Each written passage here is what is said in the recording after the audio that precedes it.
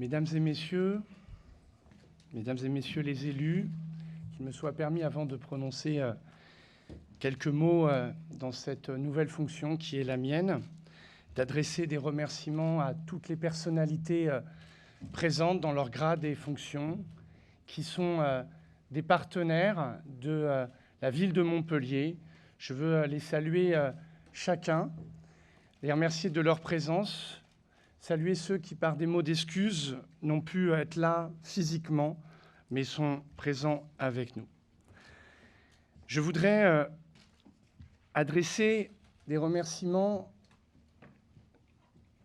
à un maire qui n'est pas présent physiquement, mais qui est présent dans nos pensées, Georges Frêche, qui fut celui qui m'a accompagné dans mes débuts de mon engagement. Je voudrais avoir une pensée affectueuse et chaleureuse pour Hélène Mandroux, maire honoraire de Montpellier, dont je sais pouvoir compter pendant longtemps, très longtemps, sur les conseils bienveillants, toujours respectueux. Je voudrais adresser un salut républicain à M. Philippe Sorel, qui fut maire de Montpellier.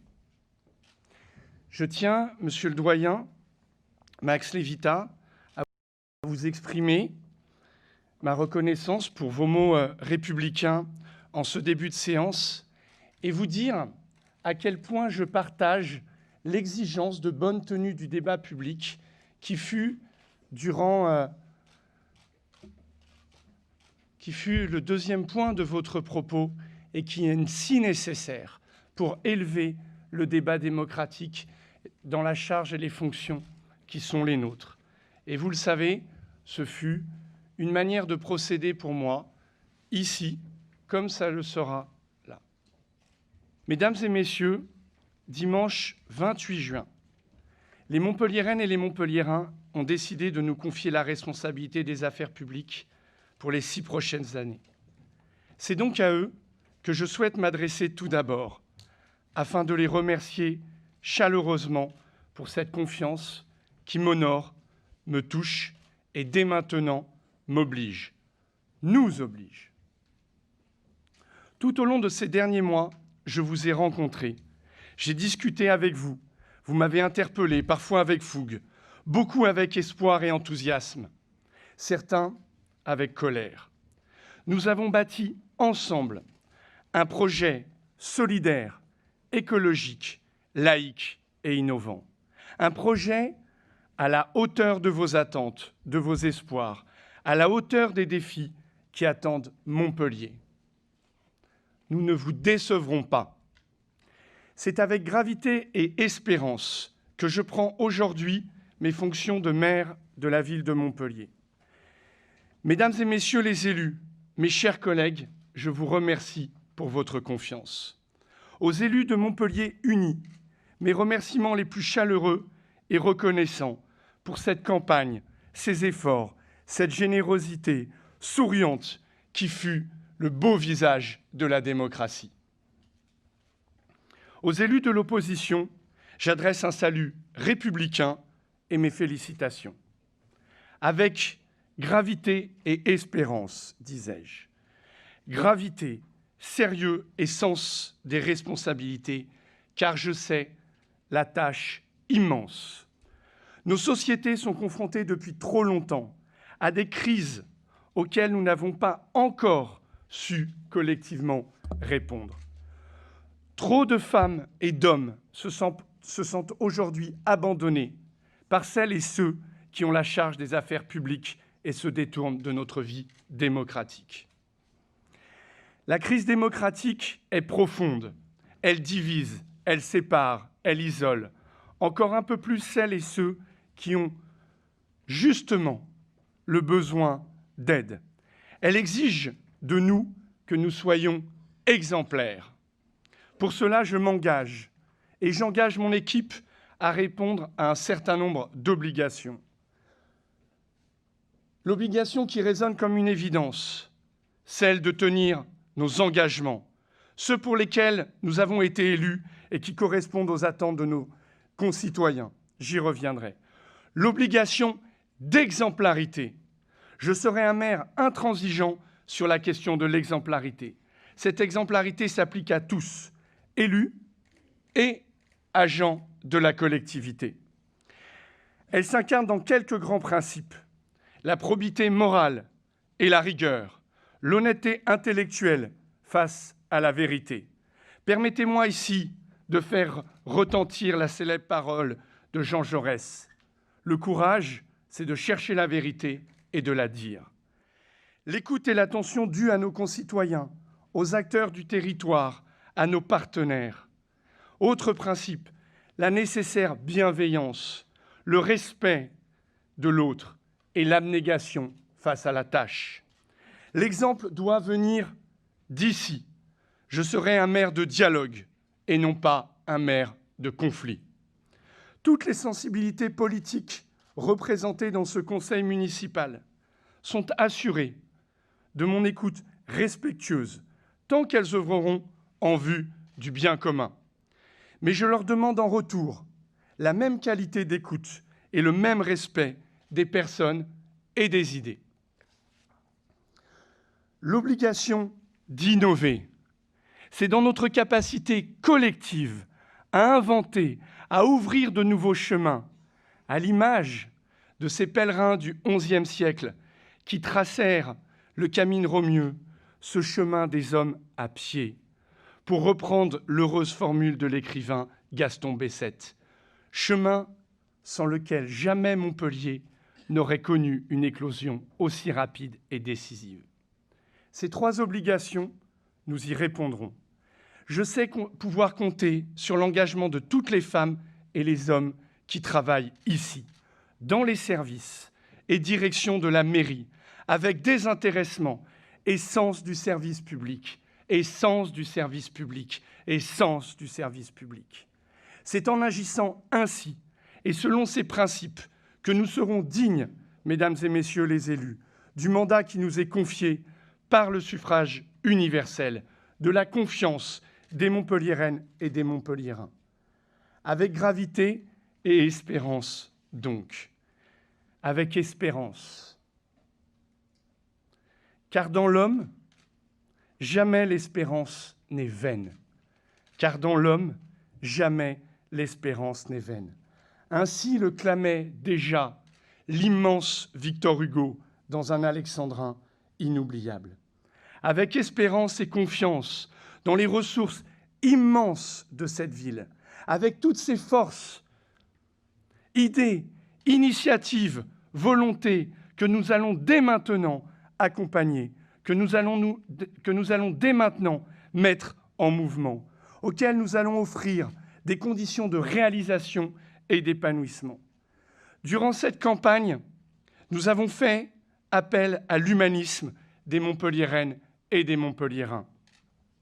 Alors que d'autres, peu nombreux, heureusement, ont pris des chemins éloignés de la dignité. Il en est ainsi.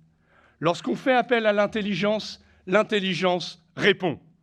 C'est un ensemble, en mettant ces actions, ces trésors de volonté, d'engagement citoyen, que nous allons rebâtir une ville apaisée et active. Une ville écologique et innovante. Innovante parce qu'écologique, écologique parce qu'innovante. L'un ne peut aller sans l'autre. Une ville plus sûre également, où il fera bon vivre, une ville douce, une ville qui sait prendre soin de tous, une ville pleinement consciente des fragilités qui atteignent certaines et certains d'entre nous et qui apporte aide et soutien.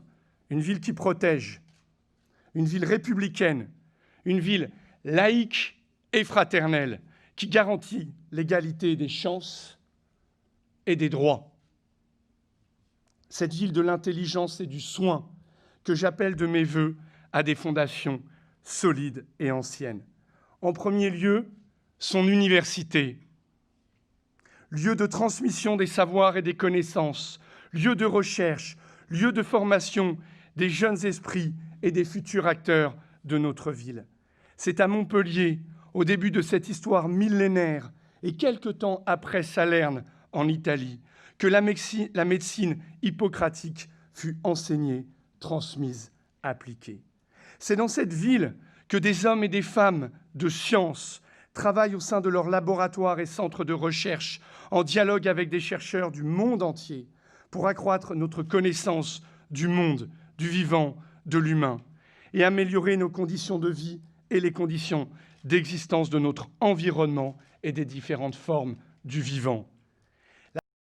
La crise sanitaire que nous traversons nous a rappelé l'impérieuse nécessité de soutenir ce monde de la recherche, ces acteurs de la santé et du soin qui manquent de moyens.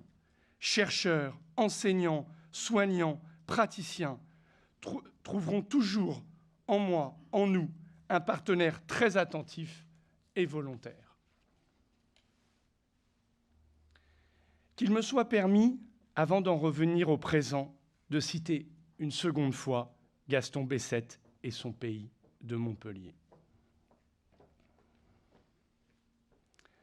Par-delà les classes et les castes, il y avait dans toute la population un comportement commun qui était fait de bonhomie, de curiosité, de goût du savoir, du bien parler et du bien vivre, d'un élan vers le mieux, d'où qu'il vienne, et qui était, en un mot, la tolérance.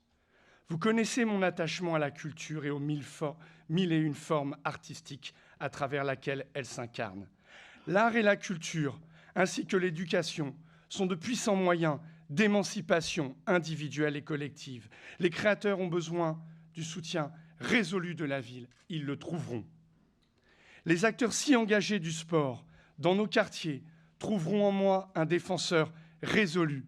Je sais à quel point ils sont précieux. Nos grands clubs portent avec tant de passion les couleurs de Montpellier. Je serai leur premier supporter. Leur rôle est à mes yeux essentiel dans la réussite du projet que je porte pour une ville apaisée, protectrice et tolérante. Montpellier doit être juste. Nous aurons le même engagement pour tous les quartiers. Pour tous les quartiers. Nous veillerons au cadre de vie de chacun.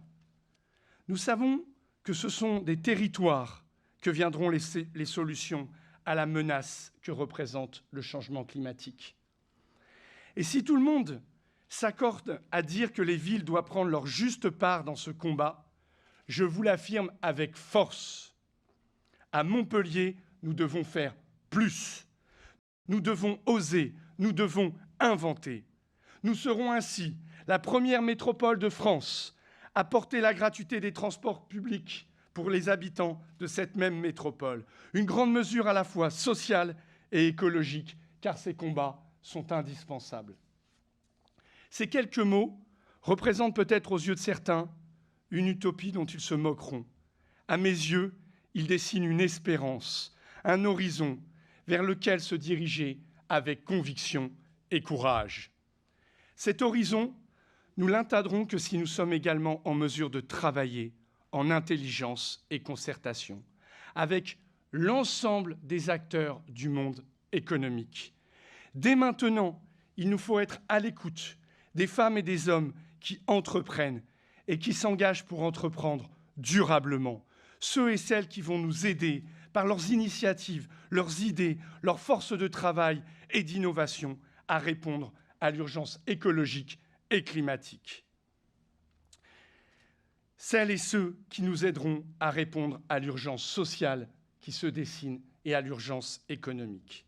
Sans eux, nous ne pourrons pas dessiner un avenir viable. Sans eux, nous ne pourrons pas lutter contre la pauvreté et le terrible déclassement qui œuvre en silence.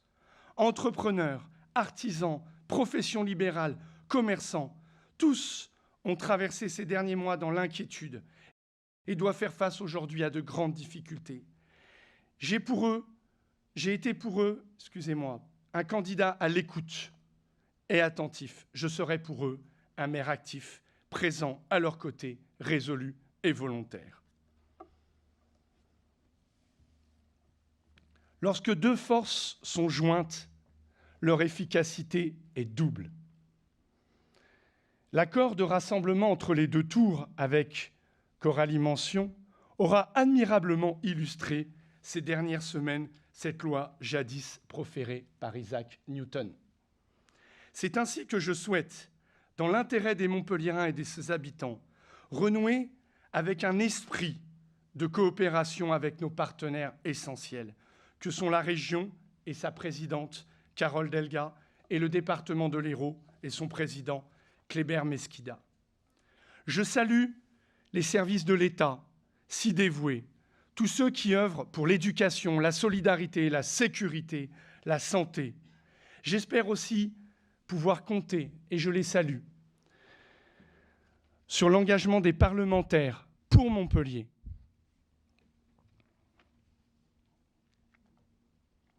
Nous devons être ensemble. Isolés, nous ne pouvons rien. Le dialogue sera donc apaisé, respectueux, constructif. Mon action sera uniquement conduite par l'intérêt des Montpelliéraines et des Montpelliérains. Respect mutuel, prise en compte du réel et recherche du bien commun seront également les principes qui orienteront nos relations avec l'ensemble des communes de la métropole de Montpellier et leurs maires, ainsi que l'ensemble des intercommunalités voisines.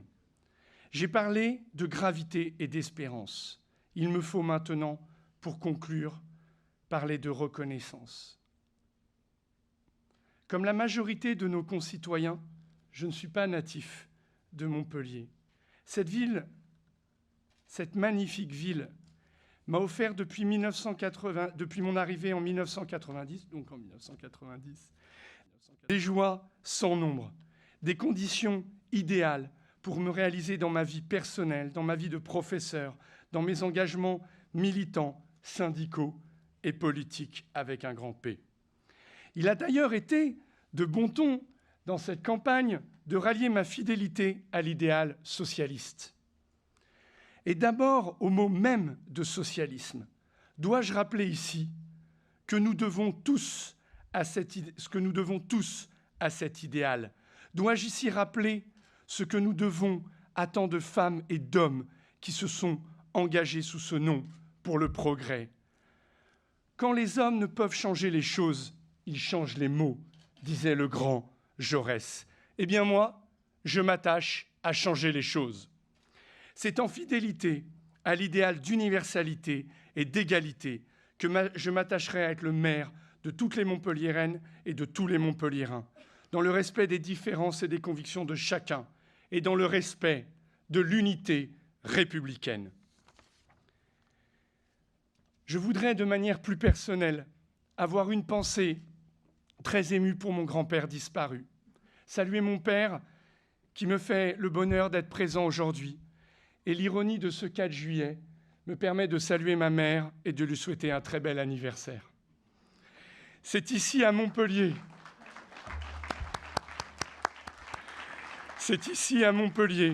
que j'ai rencontré Anne-Lise, mon épouse. Sans son amour et sa patience, sans l'amour et la joie de mes 2 garçons, nés ici à Montpellier, Hugo et Adrien, je ne serais pas l'homme que je suis.